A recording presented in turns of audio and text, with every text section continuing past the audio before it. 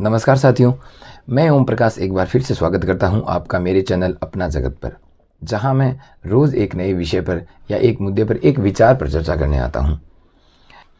उसी श्रृंखला में आज का मेरा नया विचार है, वो एक हस्ती का विचार है और वो हस्ती है प्रेमचंद जी।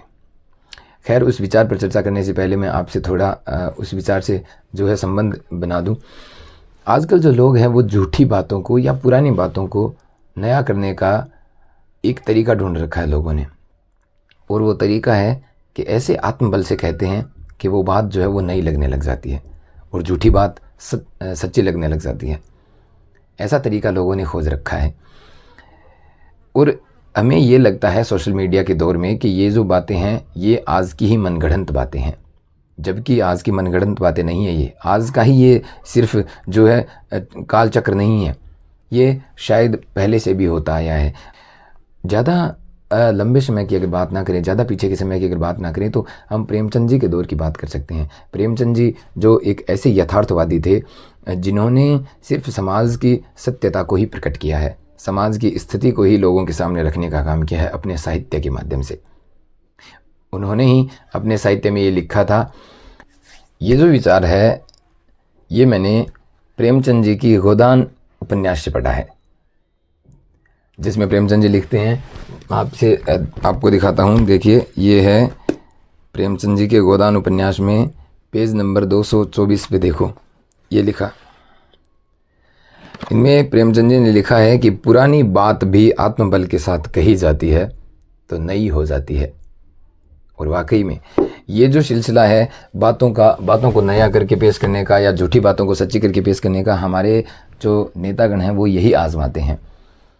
नेतागण कह सकते हैं या राजनीति में जो भी शामिल है वो शायद आजमाते हैं इस बात को कि हम जो है झूठे वादे कर लें लोगों से और लोगों को जो है भरोसा हो जाए। और वो वादे इस प्रकार के करते हैं कि उनमें जो आत्मबल है वो पूरा पूरा दिखाई देता है, उस आत्मबल की नींव कहीं से डिगती हुई दिखाई नहीं देती, जिस कारण से हम उन पर जो है पूर्ण भरोसा कर लेते हैं। तो ये बातें जो है सिर्फ आज की नहीं मान सकते, ये हमेशा से चली आ रही है।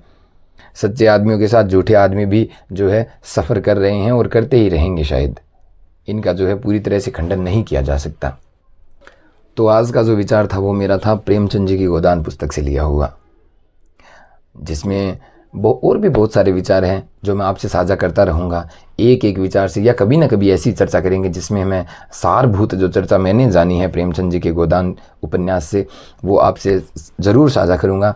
और सिर्फ प्रेमचंद जी का ही नहीं, मैंने लगभग बहुत सारे जो साहित्यकार हैं उनके उपन्यास पढ़े हैं, जिनमें आपको बता दूं, जैसे एक दीवार में एक खिड़की रहती थी, ये भी पढ़ा है। और ये चित्रलेखा भगवती चरण वर्मा का, ये भी मैंने थोड़ा बहुत जगह पढ़ा है। और चित्रलेखा तो ऐसा उपन्यास है जिस पे आप कितनी भी बातें करो, कितने भी विचार उससे उठाओ या कितना भी जीवन का जो जीने का ढंग है वो आप सीख सकते हो। और उसमें ऐसा है कि आपकी मानसिकता, आपकी जो आध्यात्मिकता है वो कहीं ना कहीं छलक कर बाहर दिखती है इसके माध्यम से। अगर हम जानना चाहें तो कि आपके अंदर की जो आध्यात्मिकता है वो सच्ची है भी कि नहीं है, धार्मिकता जिसका आप दावा करते हो वो सच्ची है कि नहीं है, ऐसी बातों से भरा पड़ा है हमारा जो ये चित्रलेखा उपन्यास है भगवती चरण वर्मा के द्वारा लिखा गया। खैर, चर्चा करते रहेंगे, आपसे मिलते रहेंगे। आज की वीडियो में इतना ही, तब तक के लिए धन्यवाद, नमस्कार। प्रसारित करते रहिएगा, ज़्यादा से ज़्यादा सहयोग देते रहिएगा।